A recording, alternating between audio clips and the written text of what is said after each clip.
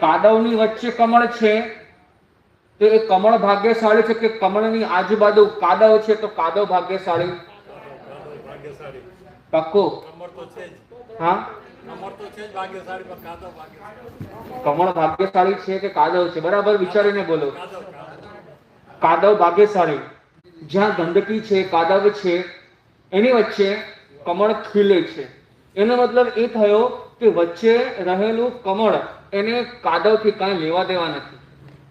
એને કાદવના સંગતની અસર થતી જ નથી. અગર એ કમળ કાદવની સંગત કરવા જાય તો એ જિંદગીમાં ક્યારેય સુગંધ આપી શકે નહીં. પણ હા, એ છે કે કમળની આજુબાજુનો જે કાદવ છે ને, એ કાદવની અંદર પણ કમળની સુગંધ ફેલાઈ જતી હોય છે.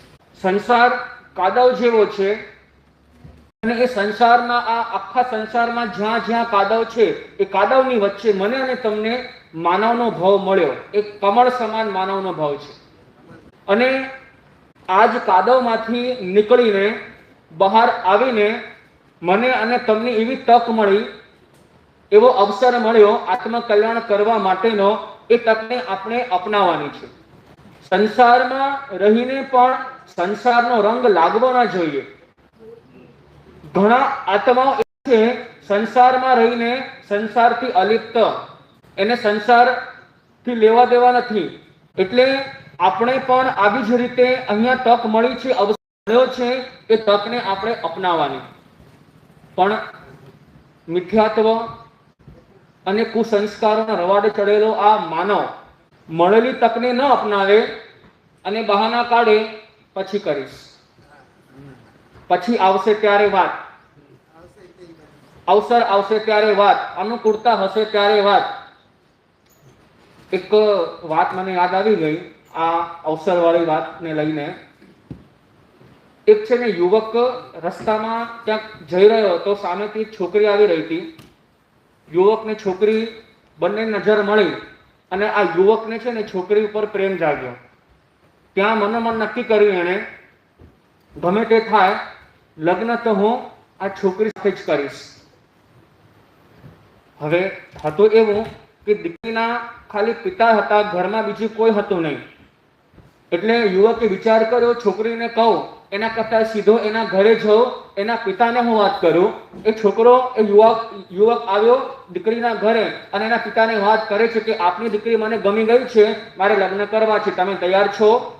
પિતા કહે છે મને કાંઈ વાંધો નથી, મારી દીકરીનો હાથ તારા હાથમાં આપવા તૈયાર છું, પણ મારી એક શરત છે, તારે એનું પાલન કરવું પડશે.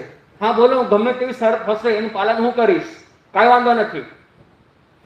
એ કહે છે એના પિતા કે મારી પાસે છે ને 3 બળદ છે, 3 બળદ.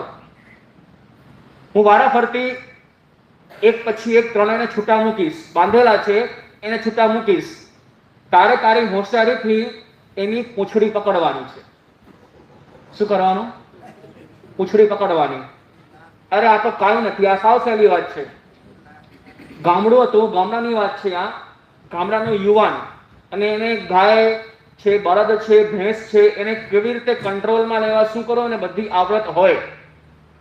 શરત માન્ય રાખી અને આ પિતાએ પહેલો બળદ ખીલે બાંધેલો તો એને છૂટો મૂક્યો.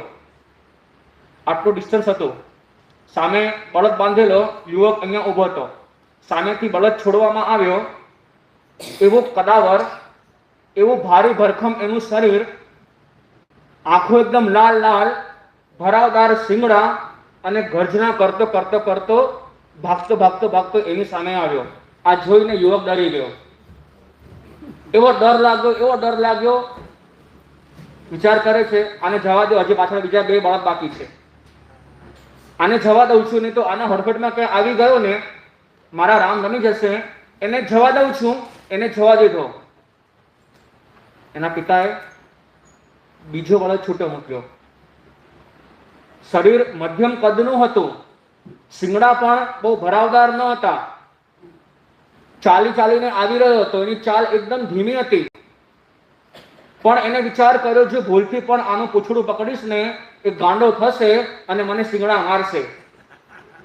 આને પણ જવા દઉં છું, હજી છેલ્લે એક બળદ તો બાકી છે ને, એ આવી છે હાથમાં, કાંઈ વાંધો નથી. ત્રીજો બળદ પેલા પિતાએ છૂટો મૂક્યો, એકદમ દુબળો પાતળો, આંખો એની ઊંડી ઉતરી ગયેલી, શીંગડા ક્યાંક કપાઈ ગયા હતા, શરીરમાં બિલકુલ તાકાત નહીં, અને આરામથી ધીમે ધીમે ધીમે ધીમે પગલા મૂકતો મૂકતો આવી રહ્યો હતો. અને અહીંયાથી આ યુવાન એટલો આનંદમાં આવી ગયો, એટલો ખુશાલ થઈ ગયો, ચલો હવે આનું પૂંછડું મારા હાથમાં આવ્યું સમજો. જેવું બળદ નજીક આવ્યો ને, આ યુવાનના હોશ હવાસ ઉડી ગયા. બળદને પૂંછડું હતું જ નહીં, પકડવું શું આવે? બળદ એકદમ બરાબર હતો, પણ શરત શું હતી? પૂંછડું પકડવાની. પહેલો જવા દઈશ, બીજો બળદ આવશે એનું પૂંછડું પકડીશ, બીજો પણ જવા દીધો, અને ત્રીજાની લાઈમાં પછી કરીશ ની લાઈમાં પૂંછડું હાથમાંથી નીકળી ગયું. પૂંછડું તો ગયું, હાથમાંથી છોકરી પણ ગઈ. મળેલા માનવ ભાવને આપણે પછી કરીશ આમ વિચારીને હમણાં નહીં તો પછી ક્યારેક, હર વખતે આવા જ બહાના કાઢીને એ જે તક મળે છે ને, એ તકને ગુમાવી દે છે. એ માનવ ભાવને આવી રીતે ગુમાવી દે છે. એટલે પરમાત્મા સમજાવે છે કે હે ભવે જીવ હે દેવાનું પ્રિય, તને મળેલો આ માનવનો ભાવ, કરોડો અબજોમાં એક વ્યક્તિ એવો પુણ્યશાળી હોય ને ત્યારે તને આ ભાવ મળે છે, અને એવો ભાવ આપણને મળ્યો. હવે એને ગુમાવવાનો નથી, જાગવાનું છે, સાવધાન થવાનું છે. અને એના માટે પરમાત્માએ દ્રવ્ય નિદ્રા અને ભાવ નિદ્રાની વાત કરી.